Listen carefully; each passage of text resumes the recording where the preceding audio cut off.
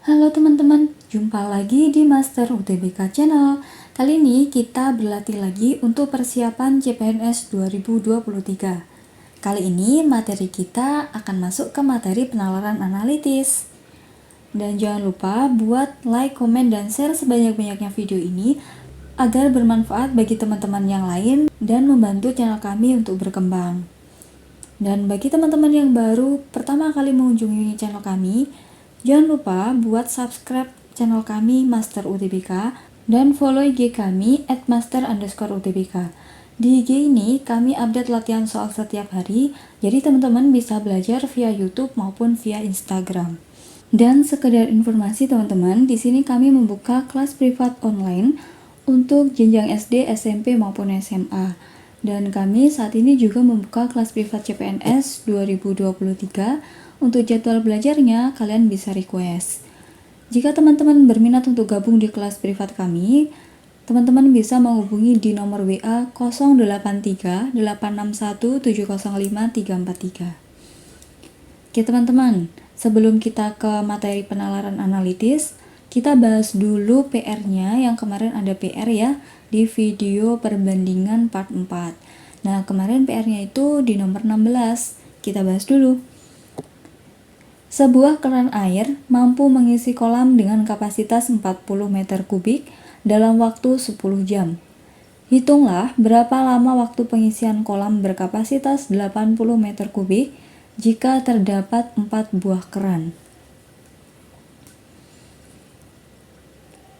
Oke teman-teman, kita tuliskan untuk informasi di soal dulu ya. Tadi di soal diketahui bahwa 40 meter kubik itu bisa diisi 10 jam oleh satu keran. Nah, yang ditanyakan di soal, kalau 80 meter kubik butuh waktu berapa jam jika diisi oleh 4 keran. Nah, kalau kasus yang seperti ini teman-teman, langkah pertama yang harus kita cari yaitu kita harus cari dulu. Kalau misalkan 80 meter kubik itu diisi oleh satu keran, berarti yang kita bandingkan adalah volume dengan waktu. Kalau volumenya tadi 40 meter pangkat 3, itu butuh waktu 10 jam untuk satu keran. Nah, kita cari dulu kalau 80 meter pangkat 3 atau 80 meter kubik ya, ini butuh waktu berapa jam jika satu keran. Nah, teman-teman, di sini kan unsur yang samanya satu keran. Maka yang kita bandingkan adalah ininya, volume dengan waktu. Kita logika dulu. Kalau volumenya lebih besar, maka waktu yang dibutuhkan untuk mengisi bak itu pasti lebih lama ya. Maka di sini perbandingannya kita pakai perbandingan senilai, maka kita bisa menuliskan 40/80 sama dengan 10/x. Maka kalau kita mau cari x, kita kalikan silang teman-teman. 80 dikali 10 dibagi dengan 40. Nih, ini kita coret. 40 bagi 40 dapat 1, 80 bagi 40 dapatnya 2. 2 dikalikan 10 hasilnya 20 jam. Jadi sekarang kita punya data lagi. Datanya seperti ini teman-teman. Kalau 80 meter kubik diisi oleh satu keran, itu butuh waktu 20 jam. Nah sekarang kalau 80 meter kubik ini diisi oleh 4 keran, kira-kira butuh waktu berapa? Nah sekarang unsur yang sama adalah yang 80 meter kubik ya. Maka yang kita bandingkan adalah waktu dengan jumlah keran. Kalau satu keran itu butuhnya waktu 20 jam. Kalau 4 keran butuhnya waktu berapa? Kalau kita logika, semakin banyak keran maka waktu yang dibutuhkan semakin sedikit. Atau bisa dikatakan bahwa kolam tersebut akan cepat terisi penuh. Nah, maka dari itu kita pakai yang namanya perbandingan berbalik nilai, teman-teman.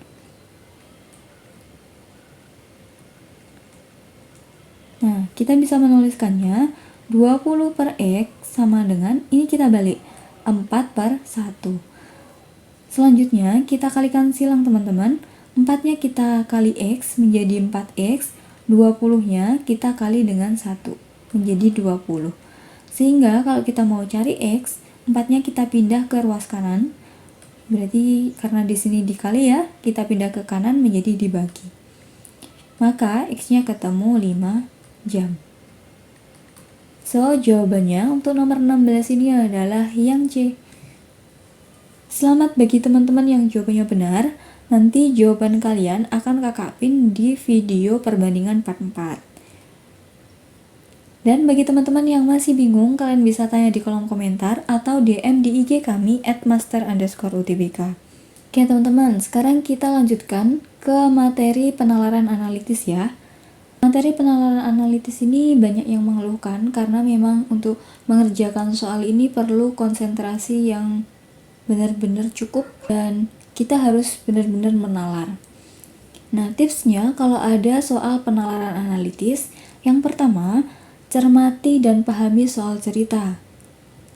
Yang kedua, fokus, konsentrasi, cermat dan teliti saat mengerjakan. Yang ketiga, baca 1 kali. Yang keempat, buat kemungkinan dengan membuat ilustrasi gambar atau tabel.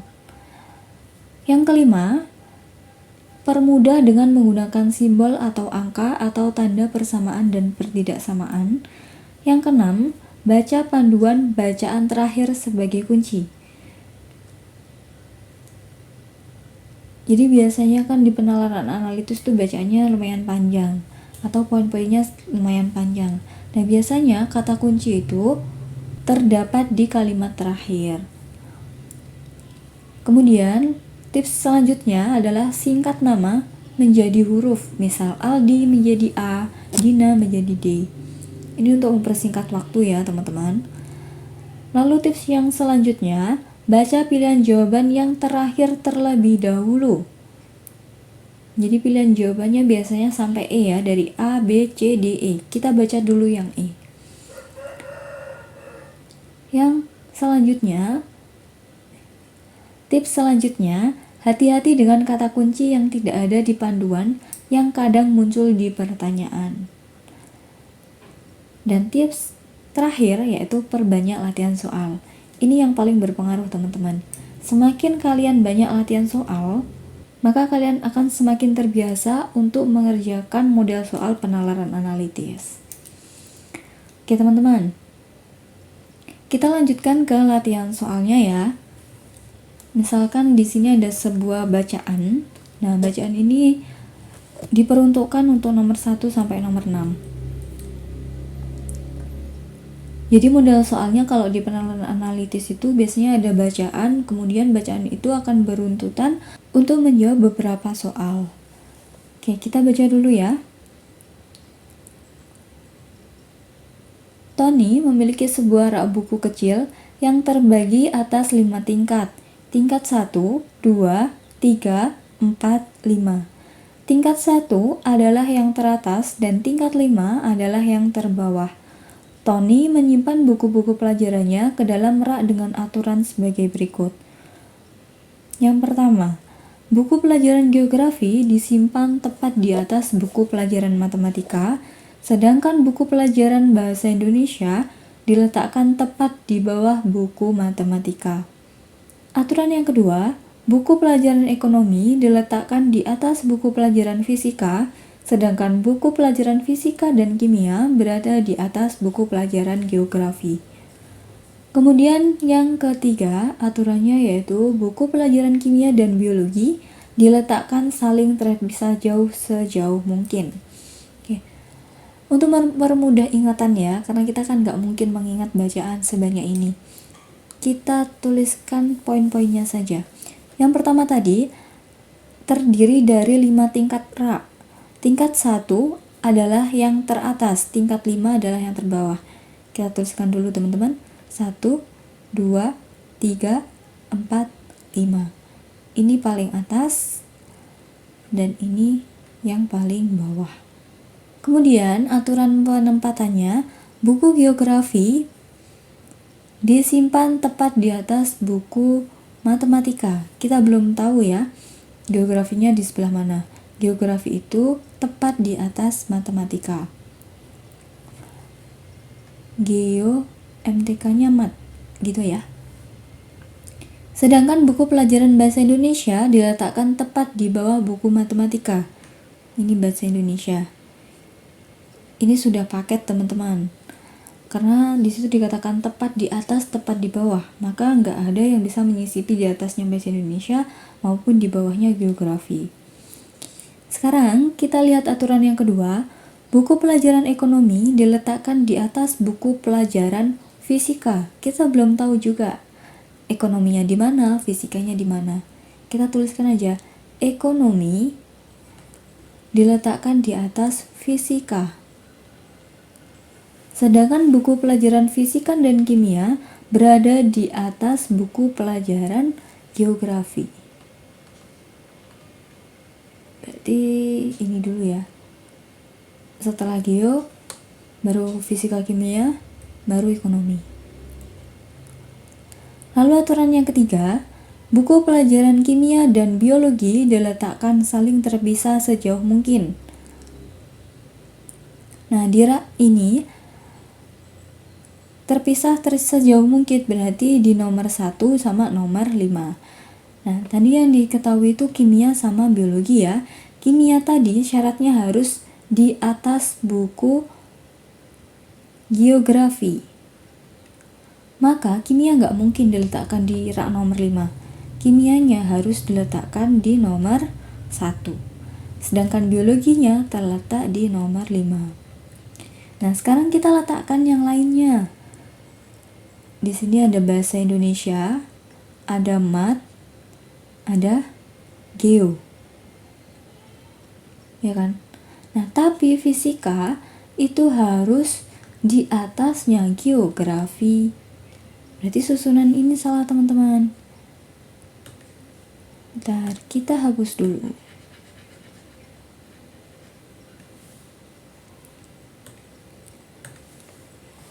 Karena ekonomi tadi di atas buku pelajaran fisika dan fisika harus di atas buku geografi. Maka susunannya seperti ini teman-teman. Ini fisika ya, baru geo, baru mat. Nah, bahasa Indonesianya di mana ya? Bahasa Indonesianya sama biologi. Kemudian ekonominya di mana? Ekonominya taruh atas, karena di atasnya sih fisika. Nah, kira-kira seperti ini. Kita baca soalnya dulu.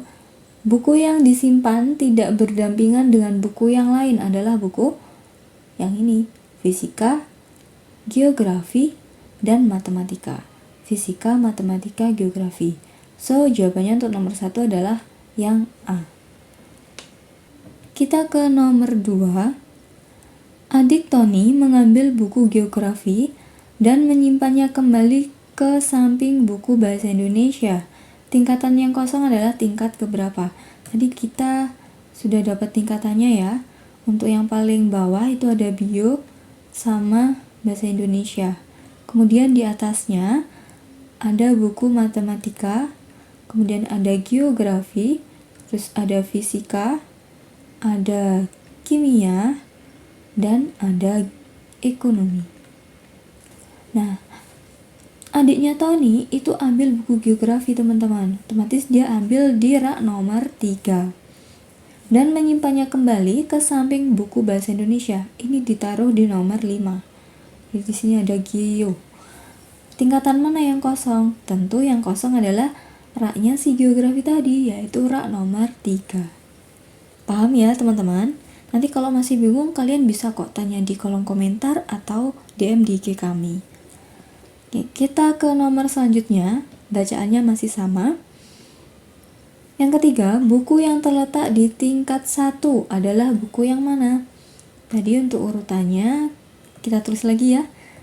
Ada bio, ada bahasa Indonesia, kemudian ada matematika, ada geografi, ada fisika, ada ekonomi, dan ada kimia. Nah, di tingkatan nomor 1 itu ada ekonomi dan kimia. Karena ekonomi di sini nggak ada, berarti jawabannya yang kimia. D. Lanjut, kita ke nomor 4. Buku yang letaknya setingkat dengan buku bahasa Indonesia adalah buku yang mana tadi? Tadi untuk yang pertama sendiri ada Eko dan kimia. Kemudian yang kedua ada fisika. Di rak nomor 3 ada geografi. Rak nomor 4 ada matematika. Rak nomor 5 ada bio sama bahasa Indonesia. So, untuk bahasa Indonesia akan setingkat dengan biologi. Jawabannya yang A. Kita lanjut lagi ya, teman-teman. Soal nomor 5. Buku yang disimpan di tingkat ketiga, yaitu buku geografi. Ini enggak saya tulis lagi ya untuk tingkatannya dari 1 sampai 5. Nanti bisa kalian lihat lagi di slide sebelumnya. Ini tadi bacaannya untuk nomor 1 sampai nomor 6 ya teman-teman. Kita sudah sampai di nomor 5. Jadi untuk yang nomor 6 kita buat PR biar kalian lebih paham lagi. Oke, untuk nomor 6 ini silahkan dijawab. Silahkan ditulis jawabannya di kolom komentar. Nanti bagi jawaban yang benar akan kakak pin di kolom komentar.